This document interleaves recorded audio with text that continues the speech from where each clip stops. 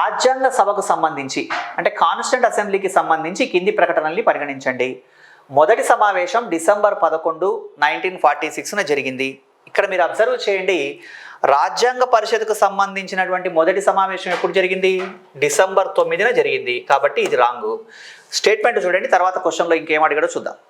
Next, తొలి సమావేశంలో కేవలం 299 మంది సభ్యులు మాత్రమే పాల్గొన్నారు. 1947లో ఇండియా పాకిస్తాన్ డివిజన్ జరిగిన తర్వాత ఇండియాలో ఉన్నటువంటి రాజ్యాంగ పరిషత్ సభ్యుల సంఖ్య 299 కానీ తొలి సమావేశంలో 299 మంది పాల్గొనలేదు, 211 మంది మాత్రమే పాల్గొన్నారు. కాబట్టి అది కూడా రాంగు. రాజ్యాంగ పరిషత్ తాత్కాలిక అధ్యక్షుడు డాక్టర్ సచ్చిదానంద సిన్హా. ఈ స్టేట్మెంట్ కరెక్ట్. పైన ఇచ్చిన ప్రకటనల్లో ఎన్ని సరైనవి అన్నాడు. పైన ఇచ్చిన ప్రకటనల్లో ఇవ్వబడ్డటువంటి క్వశ్చన్లు ఇక్కడ ప్రకటనలు 3 ఉన్నాయి.